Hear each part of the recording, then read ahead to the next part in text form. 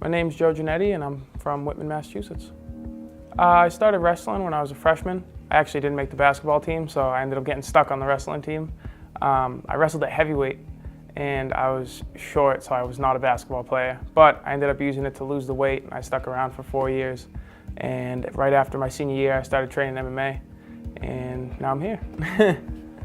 When I was in middle school, I got picked on a lot, so I'd been in a lot of fights. So wrestling and fighting to me was different. Whenever I got into a fight, I did perfectly fine. I mean, I got picked on a lot, and so whenever the teachers wouldn't do anything, I just stepped outside with everybody, and we settled it that way. So I knew I could fight, and so then after learning a little bit from wrestling, I decided that I'll just try and put it all together, and for some reason, it just kind of clicked. So I was short, I was fat, so everybody just picked on me the second they could. And I mean, you get a couple chances. I'd tell the teacher, they wouldn't do anything. I'd tell the principal, they had no proof. And so I was like, all right, you want to just go outside and settle it? And we went outside and we just fought. Oh, I did great, I went undefeated.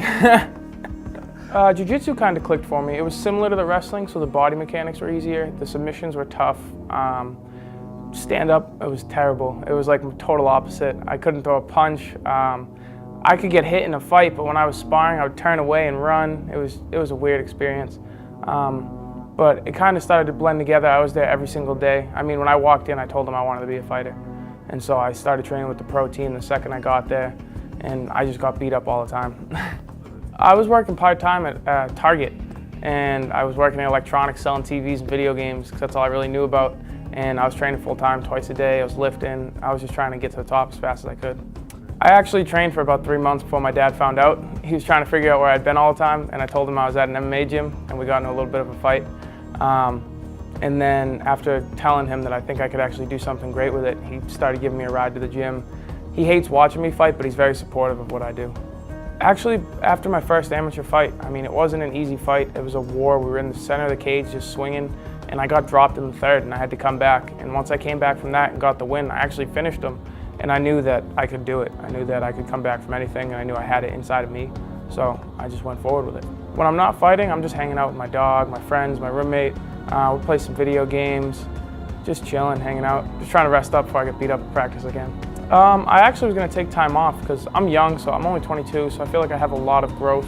And I decided that the winter would be a good time to just focus on my skills. And then a fight came up back home where I thought stylistically it was not an easy fight, but I thought I'd get the better of him without getting hurt. So I actually picked up a fight, and the next day the announcement came out for tryouts. And so I was like, I could just fight and get some money, and then a couple of people actually said, why not? Just go for it. Worst case scenario, you don't get on the show, you come back home and you fight. Best case scenario, you're in the UFC. So I mean, the risk and reward was there, so I just signed up, pulled out of the fight. They were okay with it, and so I just got ready to come here.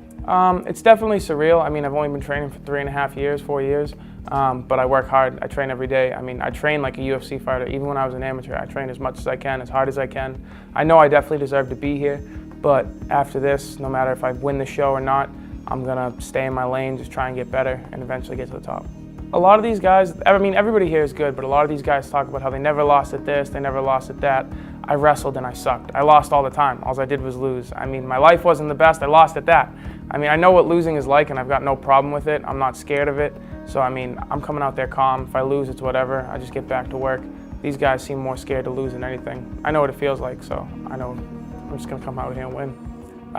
This opportunity could change everything. I mean, my dad, he's like 65 years old and he's still working.